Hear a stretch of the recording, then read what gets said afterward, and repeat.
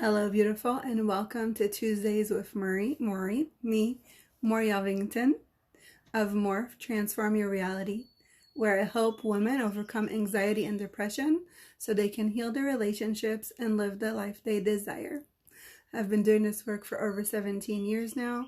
It's been the most fulfilling thing to me to see women really stepping out of their structural places, the places where they're stuck, their fears, and really bloom into these amazing beings that changed the reality of their families and everybody around them. And this has been my life mission forever. So if you're here, welcome. If this is the first time you see me, please say hello. I would love to welcome you into my world. And if you catch the live weekly, we're friends now. So I hope you'll comment and tell me that you're here and how you're doing. It's been a crazy week for us here at the Yelvington house. This weird stomach bug has been going through all of us, and it has not been fun. My 3 little kids, luckily only 2 of them got it. I'm hoping the other one is safe now that we're all kind of over it.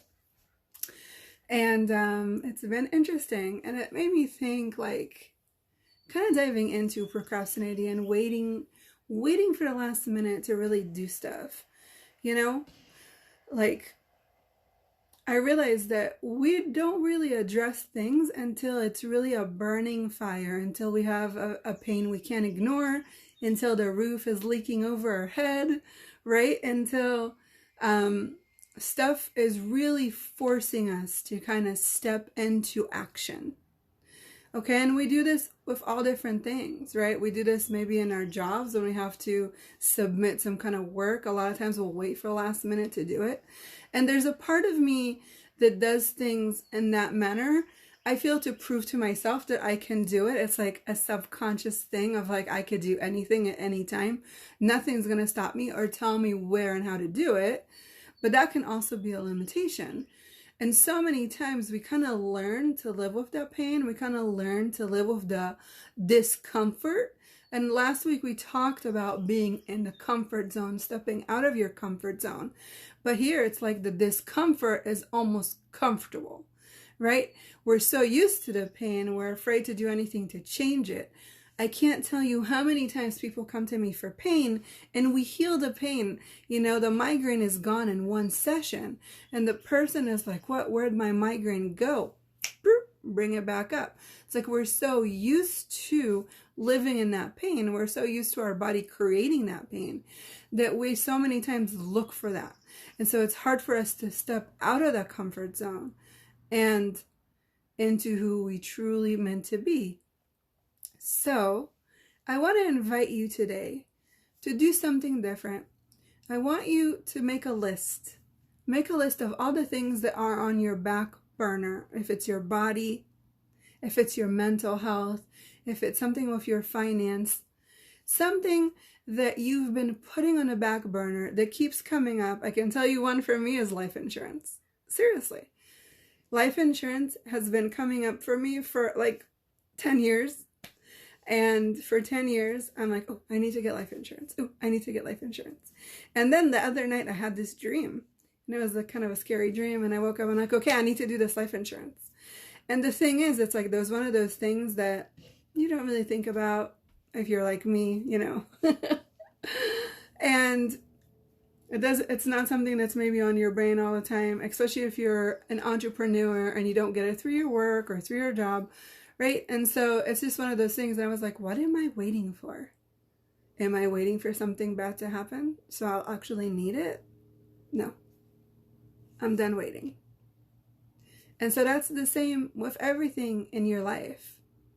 So what are you putting on the back burner? Yes, we don't prioritize those kind of things, but it seems like when we'll need it, if we don't prioritize it, we're going to need it the most, right?